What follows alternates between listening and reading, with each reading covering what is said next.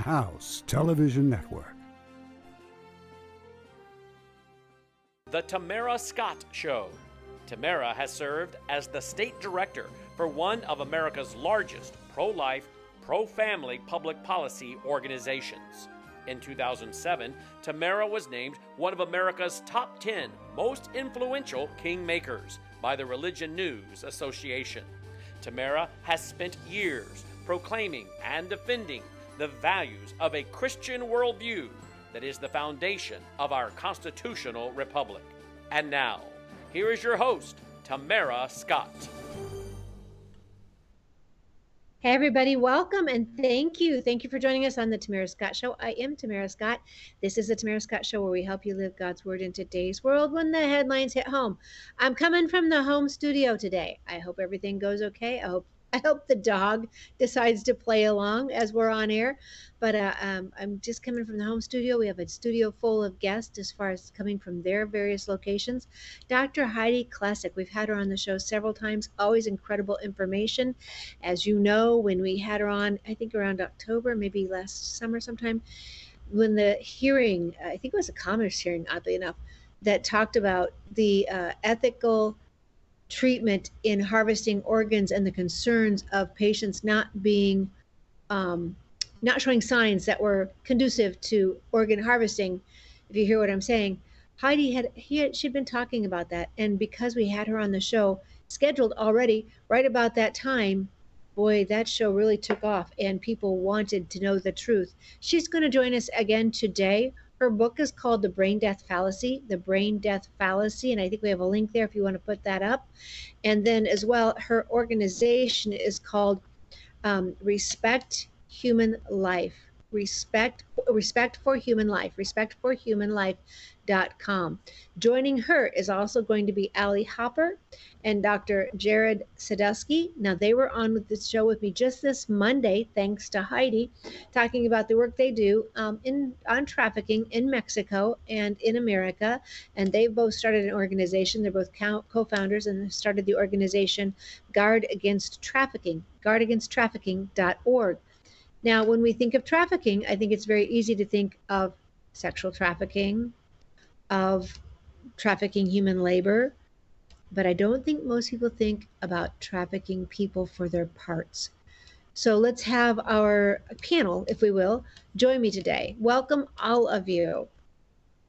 Thanks so much, Tamara. I'm so excited to be here. You know, I just got connected with Jared and Allie a few weeks ago through our mutual friend, Dr. Kat Lindley, and I have been looking for a good, authenticated source on organ trafficking, and I was so fascinated to hear what they've been learning as they interview incarcerated cartel members in Mexico. This is going to be a great show. Oh my goodness, I hadn't thought about, I knew in China, we've done resolutions at the RNC to battle the harvesting of organs from humans. I mean, it's almost a tourist industry in China. If you will say what you want, and they will find the individual in the system, in the penitentiary, that has what they need. That doesn't surprise us in China, but it does a little bit in what you're saying in Mexico. All right, welcome, Allie. Welcome to the show. Welcome, Jared. Thank you this is twice in 1 week. Thank you very much for coming back with us. All right, so where do we start? I mean, Heidi, I was going to put up one of the photos you gave us. I think you texted to me a while ago on the cost for each body part. Do you want me to put that up? Sure. I mean, if you want to start there, I mean, this certainly is big business around the world. If you have that graphic, I don't have it right in front of me, but the body that you give away for free is worth over $8 million in billable charges. And that's a picture from the Milliman report. The Milliman puts out a report on organ transplant cash about every 5 years, and that came out last year in 2025.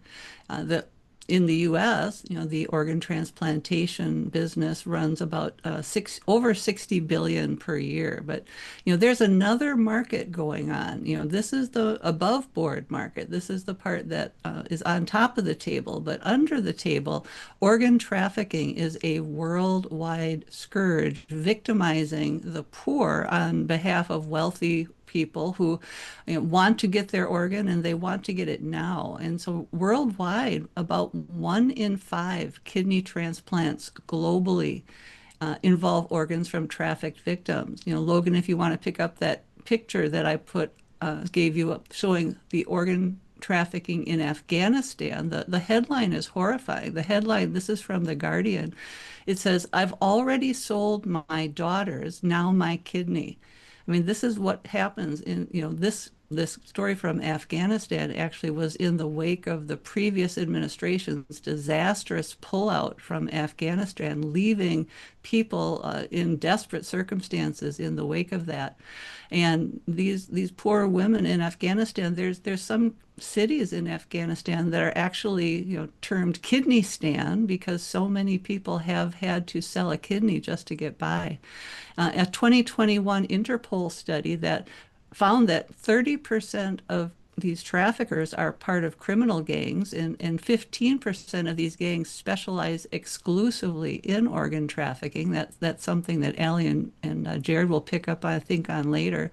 The United Nations Office of Drugs and Crime says that over half of the traffickers use medical tourism as a cover, and they actually transport these impoverished donors to countries with lenient transplant regulations, poor oversight. These people are being flown around the world to have their organs harvested. In a medical journal, the Lancet had a study that estimated that a third of these trafficking victims, after they donate their kidney, die within 1 year of the harvest because of poor postoperative care or complications. I mean, once they give that kidney, the broker disappears. They don't have any means to pay for antibiotics or follow-up care. So a third of these people actually die after being exploited. It's a horrific thing. Wealthy recipients, fly from, say, Germany to, there's a famous place in Kenya called Eldoret. Eldoret has the perfect situation for organ trafficking. They have many hospitals and they have a large, impoverished population. The wealthy recipients might pay between $100,000 and $200,000 to receive a kidney, but the impoverished individual who donates the organ gets maybe $1,000 to $5,000. Not a lot to live on. And sadly, I have to tell you that this is happening in the U.S. as well. It's very difficult to track because it certainly does fly under the radar. Wealthy people in the U.S. might not want to fly to a third world country to get an organ. So often what they'll do is they'll find an organ broker who will find a person who's willing to give up an organ for financial consideration. So what happens is the wealthy person and the willing donor show up at a hospital and they tell a story that, oh, this is my best friend, or this is my cousin who wants to give me a kidney. And hospitals, don't always delve deeply into these particulars. And if they do, the donor is being paid to lie. If the donor wants to get the cash on the barrelhead after the procedure, they have to play along with the game. Now, in the U.S., there are federal laws that regulate the sale and purchase of human organs. That's called the National Organ Transplant Act.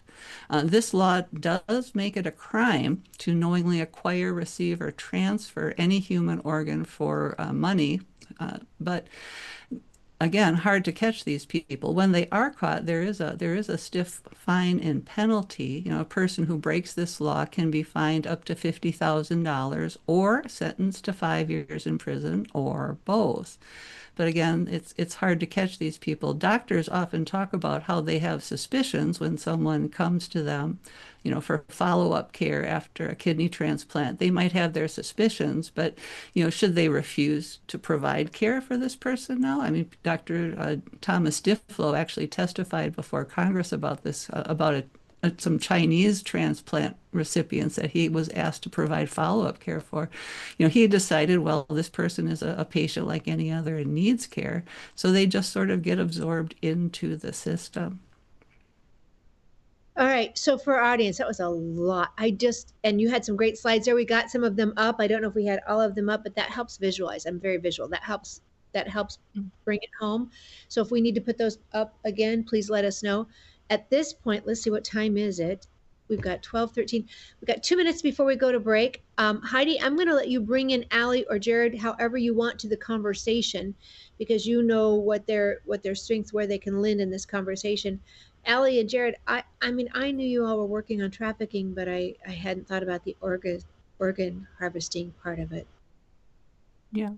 Well, I'll introduce the case of an Oklahoma college student that was in Mexico, and then maybe after the break, Allie and Jared can run with the ball a little bit on what they're seeing. So there was a case in 2024, a Oklahoma college student. Her name was Zara Hull, and Logan, there's a picture of her laying there in her hospital bed on a ventilator. She and some friends were vacationing in Mexico, and she was her family, and she asserts she is not a drinker. She wasn't there to party and get drunk. She wanted just to go enjoy the sun and have a good time. She and her friend ordered water at a bar and immediately passed out. And there's a picture of them just slumped over the table in some of the newspaper articles.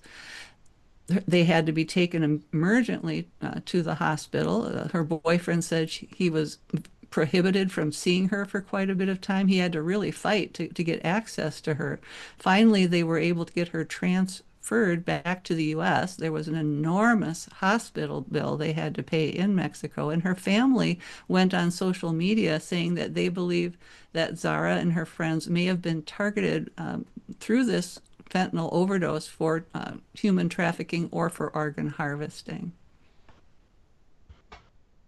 All right. I think we're going to go to break.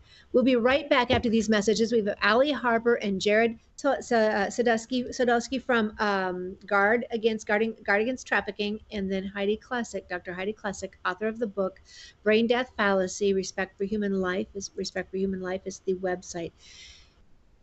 For everybody out there, this is heavy for a lot of you, but you need to know, you need to be aware. So you just need to be aware of what's happening out there. And we all have loved ones who have dealt with this. We'll talk about that a little bit when we come back. Stay tuned.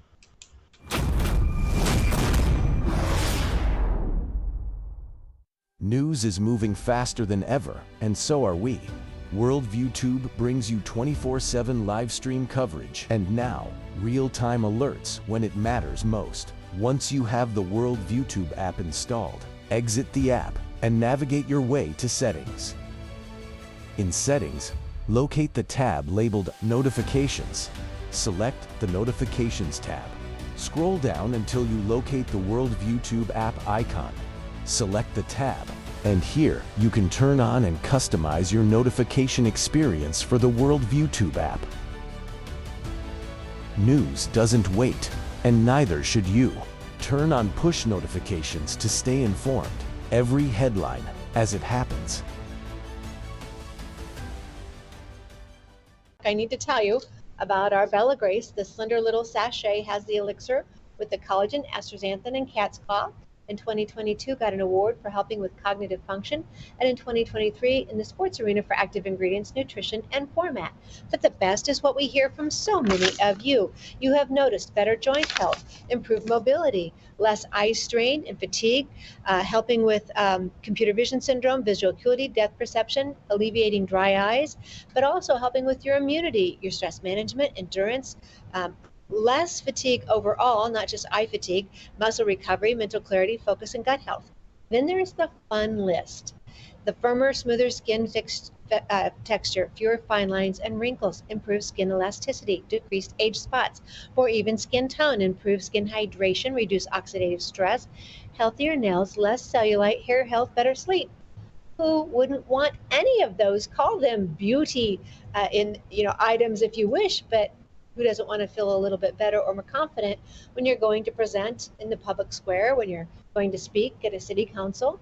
And who just doesn't want to feel a little healthier? Maybe they're just byproducts of being healthier.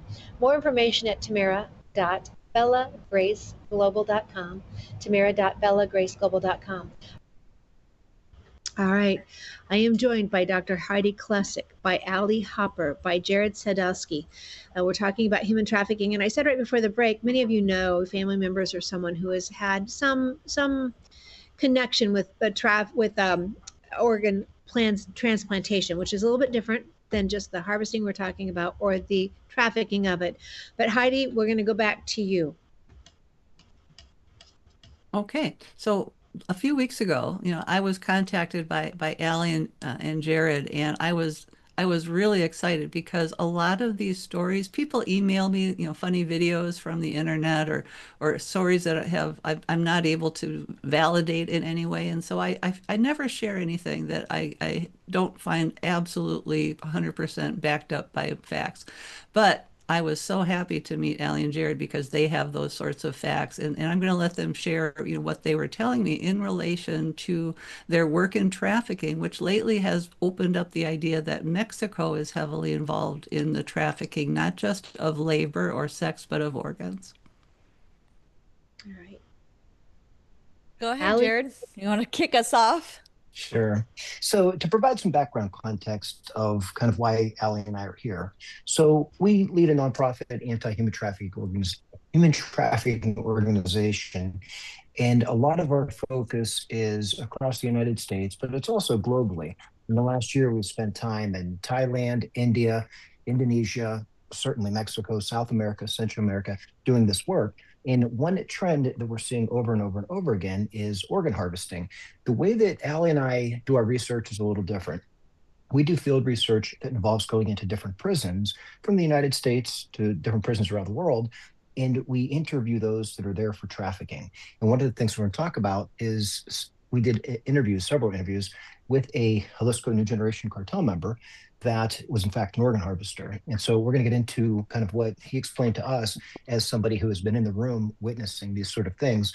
But before we get into that, I just want to emphasize how we're getting this information. We're getting this information from cartel members, from gang members, from traffickers, from the lens of those actually responsible for this. And we go and we interview them in prison because in that setting, they're typically there for other crimes, but we're able to basically gain their trust and get them to talk.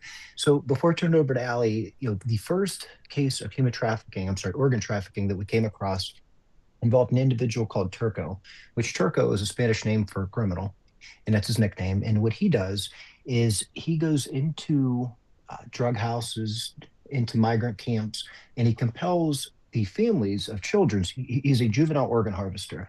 So he targets the organs of juveniles. And what he does is he goes into these villages, these very, very poor villages in Mexico, Guatemala, the Philippines, and in Indonesia. And he convinces the parents he compels them or coerces them to actually give them the child. And often they're given not only child, but also the documentation under false promises that Turco is going to deliver them to the United States. And from there, he's ultimately looking for the right donor match to meet an order he's received, often of which comes from U.S. buyers. The last organ that we're aware of that Turco harvested was the right eye of a 12-year-old boy for $50,000 in Mexico. So he's telling them that they're going to take their child's going to get to come to America and a promised future, a better opportunity, which is one more reason, viewers, why we tell you illegal immigration is not helpful, because it allows these excuses. It allows this type of behavior to be promised. If we had a system and we could get the word to these countries that wouldn't fly, that you have to come here legally, I think we could save some of these kids. All right, so it's one thing to have your child sold. That headline that Heidi had, I've sold my child, now I sell my kidney. That's more difficult enough, but you can't really fault parents for thinking they're putting their child on a passageway to better life. That's what these parents are thinking. Okay, so the last child was the eye for how much? Tell us, Jared. Yep. It was a 12-year-old boy. His right eye was harvested for $15,000 in Mexico. 12-year-old boy. He has no say in this. Mm-hmm. And now Correct. His eye is gone. Okay. Correct. And so, and Allie can share insights from these interviews, because we asked why, how do you justify this as an organ trafficker? Now, what we do when it comes to organ traffickers are all cartel gang members in Latin America. That's where the bulk of our research has been when it comes to organ trafficking. Ali, can you share with us the mindset of an organ trafficker?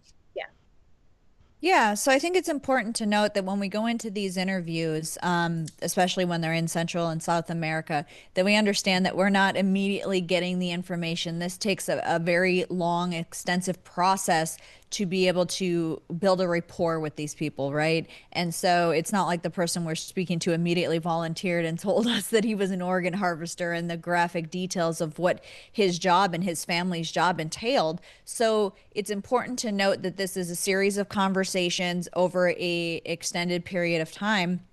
And so we were trying to understand the mindset, and we came at it from a couple different approaches. You know, Jared comes in a more hardened law enforcement style approach, and I'm coming in as this more mild, meek. I'm half Hispanic, and so, you know, hey, help me understand. I'm the more demure personality in the room, and so we're trying to build a rapport. Then we start to have conversations, and we really get down to, okay, explain to us how these people that are partaking in procuring a child for organ harvesting, procuring a child for these atrocities, how they justify it, how they're okay with it. And so what was explained to us is that when they see a child walking down the street alone, they think, well, that parent must not care about that child because they know that they shouldn't let their child walk down the street alone. If I pass up this opportunity to procure this child, to snatch this child and provide it to a cartel member, a gang member, or someone that is looking for an individual to harvest organs, then they're passing up an opportunity to financially provide for their family. So they say, well, if I don't grab this kid, someone down the street is going to see the very same thing and grab this child, and I'm missing out on an opportunity to provide food for my family and put food on the table and a roof over their head. And so really it just shows how transactional the mindset is, how they push away, or you know, how the sympathy and empathy really isn't there. It's very transactional. They look at it as a business opportunity, and that, you know, a child is just a victim of the circumstance, and they were in the wrong place at the wrong time. All right. And to put it, I'm sorry, to put it in perspective, one of the interviews that Ali and I did, it was actually outside of the prison, and it was in a border town in Mexico. And this cartel member actually sat at a picnic table and talked to us. And he told us, he said, if you look around this park, we were in a park, he said, every parent is holding the hand of their child here. And this was in Mexico. And when he expressed to us, he said, do you know why? And we said, no. He said, if not, a motorcycle will pull up, scoop up that child, and that child will be sold by the afternoon in the United States. I'm not saying necessarily for organ harvesting. I'm just saying that's what he relayed to us, because that's also going to include illegal adoption, sex trafficking, labor trafficking, and potentially organ harvesting. I want to come back to this. All right, so where are they taking this child? Is it even humane when they take this organ? Is it clinically sterile? Is it a good medical setting? Well, Right. Tamara, if you're looking for, I don't know when you have a break next, so this explanation might need a little bit more time unless you're okay to go over on time. I just want to be mindful of. We got 3 minutes till the next one. And the producer said we can go over. How about that? Okay. Jared, if you want to take this one, but just know you got 3 minutes, maybe 3.5. Right. Actually, I'm going to hold that to after the break, but I do want to share with you one thing that a former cartel member who spent 27 years of his life in a prison in California, who he was involved in all forms or nearly all forms of trafficking. And he explained that from Mexico, certain organs die immediately. And Heidi could speak to this better than me, but certain organs, can't live outside of the body, but there are others that do have longer shelf life. And so what this former cartel member explained to us is that it is easier for the cartel to get organs into the United States than it is 7 kilos of cocaine, because the system is completely set up for looking for narcotics. So when the cartel charters a jet and they send a doctor from Mexico to Los Angeles or San Diego, and that doctor is carrying organs, nobody's questioning the validity of how those organs were extracted. And we if actually asked Dr. Oops, sorry. I was just going to say we asked Dr. Heidi about this. Heidi, Yeah, what's your and well, that's the thing. I mean, doctors want organs because they want their patients with organ failure to have access to them. And so people just don't look at it very closely. And a lot of what, Jared and Allie are telling you, it's beyond the pale of what most people want to even imagine. And so they don't even consider that such atrocities are going on. And so I think that's why what they're doing with their organization Guard Against Trafficking is so valuable. We have to have our eyes open so we can protect these vulnerable people and children. And I was going to say too, when someone sees that, they usually have those containers for the organs coming through.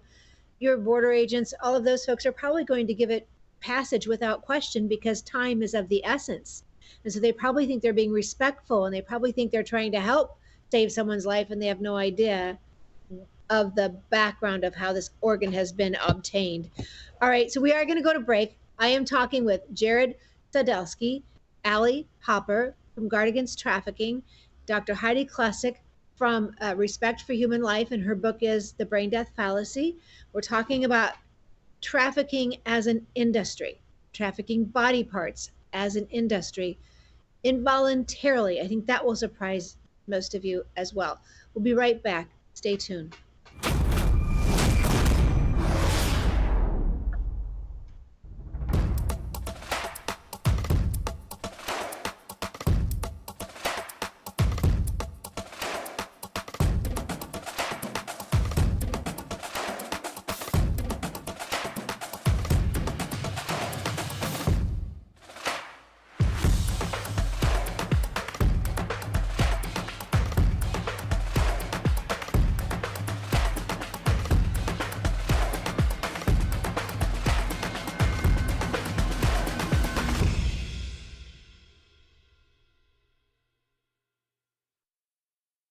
This is our new NutraSwish, Numi NutraSwish. You can find more information at neumi.com/TTSS, neumi.com/TTSS. One of the products we offer because you all have different preferences and respond differently to different items. So this is our lavender. It's for ladies anywhere along your journey. No hormones in it, but if you're taking a supplement of hormonal supplement, you might want to check with your doctor. The blue is for anyone over the age of 18. It has glutathione, which is a antioxidant, helps with over 400 cellular functions, and it helps detox heavy metals, forever chemicals, graphene oxide, one of those terms we learned after 2020, and it helps detox glyphosate. The good glutathione helps detox glyphosate.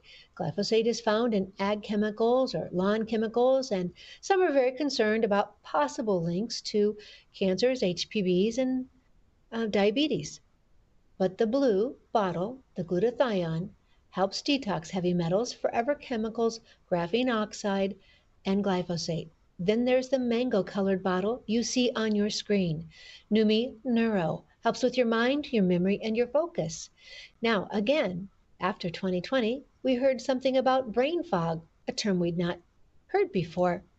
Whether it's from a virus or a vaccine, many have found relief, a little help with Numi Neuro, the mango colored bottle. When used with the blue bottle, it is so positive that the American Brain Council wrote about it and it looked like an endorsement. Though we're told they don't write endorsements, it was simply a positive review of what they saw. You can find more information at neumi.com/TTSS.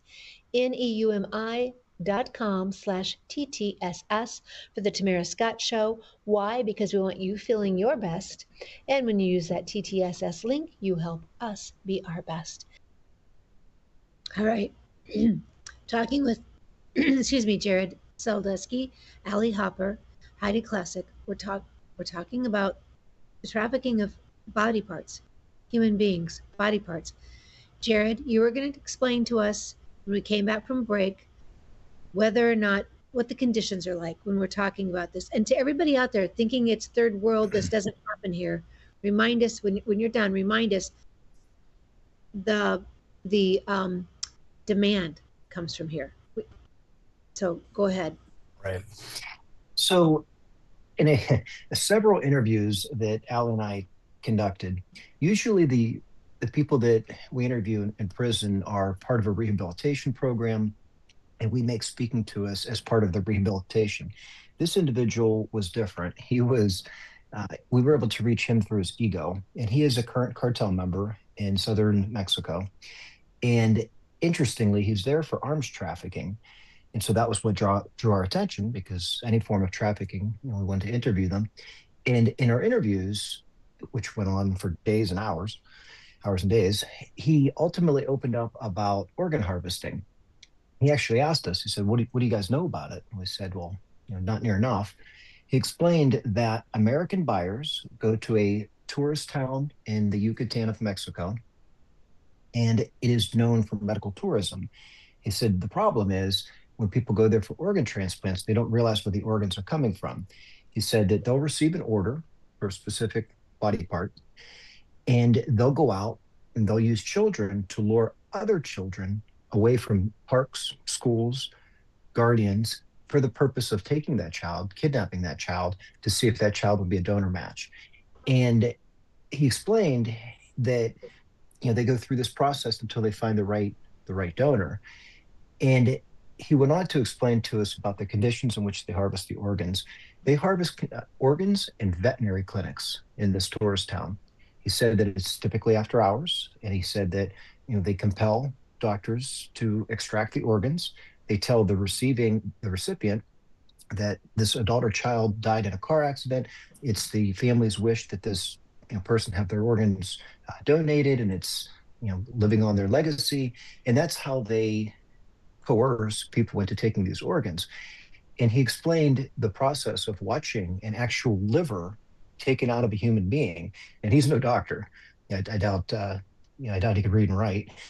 So, but I believed him. I was in law enforcement 26 years. I know when somebody's lying. And looking into the guy's eyes, I believe him. And I asked him, I said, okay, well, if you extract an organ from a human being in a veterinary clinic in southern Mexico, what do you do with the bodies? And he told me, he said that they used to use barrels of acid to burn the bodies, which we've seen on the news. But he explained to me that him and he calls them their family, but the cartel, they use barrels of used car oil and an accelerant to dispose of the bodies because it burns so hot, it leaves less evidence.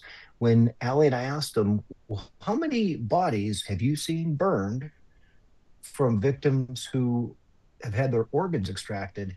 He said, too many to count. He's 25 years old, and I believe him. And so they burn these bodies how? Jared, how did you say they burned them? So they used to use barrels of acid, which is what we've seen on television. We've seen news reports. Now they're using barrels of used car oil and an accelerant because it burns hotter and it destroys more of the evidence. So when you say burns hotter, are you saying they light them on fire? Seriously? Well, they place them in burning barrels of used car oil and accelerant, right? So they're burning the bodies. And that's consistent with a case and we were talking to Dr. Heidi about this. There was a case in Jalisco, Mexico, to where there were 200 shoes that were located. There were vast amounts of personal items located on this ranch in Mexico, and it's in Jalisco State. And it came out, it's very clear that this was a cartel training camp. That's clear. But they also found 3 internments on that property, along with charred bones. Now, there's been a lot of denial by the Mexican government, but we actually reviewed a transcript of an interview from somebody that survived this ranch that verified that organ harvesting was occurring on that ranch. We look back to World War II now. We look to the concentration camps, the chambers, the ovens, the gassing, and we can talk about how inhumane that was and think that it never happens again. But this would be a form of that. On a different level, this is a form of that. This is someone decided. Go ahead, Heidi. It's my My brother-in-law is from Jalisco State in Mexico originally, and he has had two of his family members kidnapped over the previous 10, 15 years. The family paid to get both of them back. But if you can't pay, if you don't pay, this is what can happen. And we hear of that often, Americans being kidnapped, and sometimes they do get purchased back as well. We hear about it here in America with the homeless folks disappearing. So this makes me wonder, Jared and Allie, is this happening more? I could find the story and send it to you, but people talking about their circle of friends disappearing just systematically. And maybe we should talk about that off air, but one showing up in a foreign country, by the way, and her family bought her back. Didn't pay a ransom, they bought her back. All right, so all right, I just want you guys, there's so much more here. We're just digging, scratching the surface, and I don't even know that I know the questions to ask. We have 4, 5 minutes, 6 minutes left till the next break. So I want you to share what you want our viewers to know as well. To every viewer out there, I'm thinking, there are so often, I'm not in my studio right now to put my tinfoil tiara on, right? I don't wear tinfoil hats, but I do have tinfoil tiaras that I put on every so often. And I need more conspiracies because mine keep coming true. But these are things that people would say this is a conspiracy. This is not really happening. That's why I ask you some of the details on it. Allie, how do we help our viewers give their friends proof that this is happening? Well, I think that when you have two researchers and a very, well-known doctor, Dr. Heidi, that are testifying all to the same thing, that are speaking on it from different perspectives, it does speak volumes. I mean, when Dr. Sadolsky and I go to Capitol Hill, and we've testified on Capitol Hill 5 times in under 2 years, we don't keep getting called back because we're putting out sensational information or, the most eye-catching headlines. We get called back because of the legitimacy of the information that we provide. And so we, on numerous occasions in those very hearings, have mentioned components of organ harvesting. And some of those congressmen and women and senators have actually asked follow-up questions about it. So lawmakers on Capitol Hill are starting to become more aware of these issues, especially under the past administration when the borders were open. We saw so many men, women, and children that just disappeared. They went missing on that journey from where they started trying to get to the United States.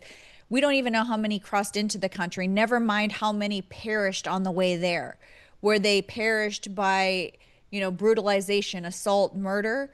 Were they kidnapped and harvested? Were they kidnapped and ransomed? There's so many unanswered questions, and we don't know. All we know is that the open borders led to a massive amount of people trying to make that journey, and some of them getting exploited and losing their lives in the process. And so we do know that there were traffickers out on the path to the United States that were scouting for individuals to look for to harvest their organs.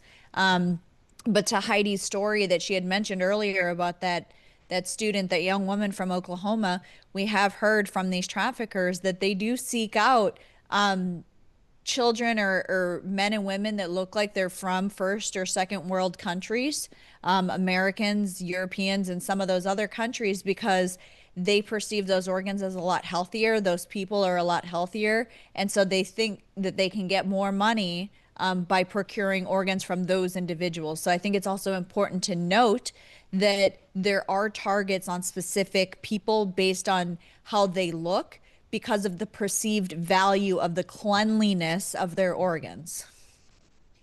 And if I can add on to that, and I want to emphasize this a little bit in dealing with the number of incarcerated cartel members that Allie and I have. I want to emphasize that they are not all involved in the trafficking, human trafficking, sex trafficking, organ trafficking, child trafficking. I would say the vast majority of cartel members, they stick to money and money laundering and drugs. And matter of fact, they hate crimes against children because they have their own children. We've come across many cartel members that when we talk about their involvement in this type of thing, I believe them when they say that no, they stick strictly to guns, drugs, or or money. Now, with that said, according to an article that came out by The Guardian, in Mexico, in the last 10 years, there were over 200% reported missing. There are 130,000 people that have gone missing in Mexico. It stands to reason that a portion of that is related to organ harvesting. Some of that's going to be because of extortion, ransoms, things of that nature. A lot of people are lured by the promise of false jobs and false opportunities, and then they end up basically being entangled by the cartel, and then whatever purpose the cartel has for them, whether it is organ harvesting, whether it is being a soldier, they're compelled and forced into the cartel. We've seen that over and over. So you say 130,000 people just in Mexico that are missing in the last year, last 10 years? 10 years. 10 years. Okay, 10 years. Yeah. And then I'm thinking we have, what was it, 300,000 children missing with the last administration, just the immigrant children, unaccompanied children, or whatever they were coming through our border. Was it 300,000 that were missing? Allie, do you want to take that, or you want me to? Yeah, so over 350,000 are unaccounted for, so that key term is important. So that doesn't necessarily mean that they're missing, they're being exploited, or they're being trafficked. It means that they are not able to account for them, which is still equally horrifying because they are responsible for placing these children, and now they're saying, oh, we don't know where 350,000 children are, like we don't know where they are. And so that's extremely horrifying still, because some of them were being trafficked. Some of them didn't survive the atrocities they faced. Some of them were being brutalized, or just even simply knowing the state or federal agencies, whether these children were going to school, were they being fed, were they being clothed. So just even on the basis of the health and well-being of the child, we couldn't even account for that. We didn't know where they were. And so that is where the onus is on the last administration that just via airplanes, cars, trains, and airplanes flew these kids all over the country, every single city and state across this country, to sponsors that were largely unvetted, and created this mess. So again, it goes back to being responsible, having proper oversight and accountability. And so when you have states and countries like Mexico and states within Mexico that don't have oversight and accountability, to even be able to try and find half of the missing people in their state and in their country, it makes it tough for us to, from our perspective, to even wave the finger, because we're also missing a large amount of children that are unaccounted for. Not only are we missing, but it's said the demand. We've got to go to break. I hear you, Jared. We'll come right back, and you can finish. When we come back, we only have like 8 minutes left. And so I want you guys to get in whatever you want to get in. I will try and turn it right back over to you. Stay tuned, everybody. This is information that you need to know. As my husband says, your show's not necessarily easy to listen to sometimes. We have adult conversations. We're for an adult audience. How's that? We talk in full-on conversations and complete sentences and full paragraphs. We'll be right back. Tough topic. What if millions around the world could access Bible teaching and worldview training for free right now without hitting a paywall? That's exactly what happens every day at worldviewtube.com because of the Worldview Weekend Foundation. We don't lock our live stream behind PayPal. We don't restrict our content to members only. Instead, the Worldview Weekend Foundation helps cover the cost of delivering free educational and ministry programming to people across the nation and around the world. And it's not just programming.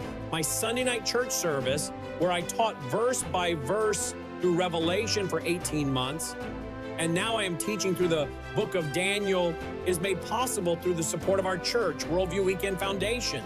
If you believe this kind of truth-centered biblical teaching must continue, donate today.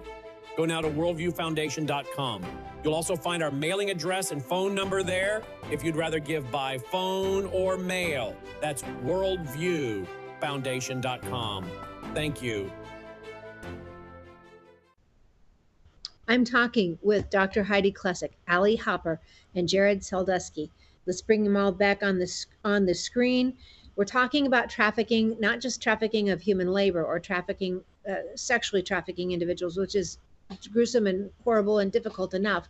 Today, we've gone even, I think, to a more difficult discussion of trafficking individuals for body parts.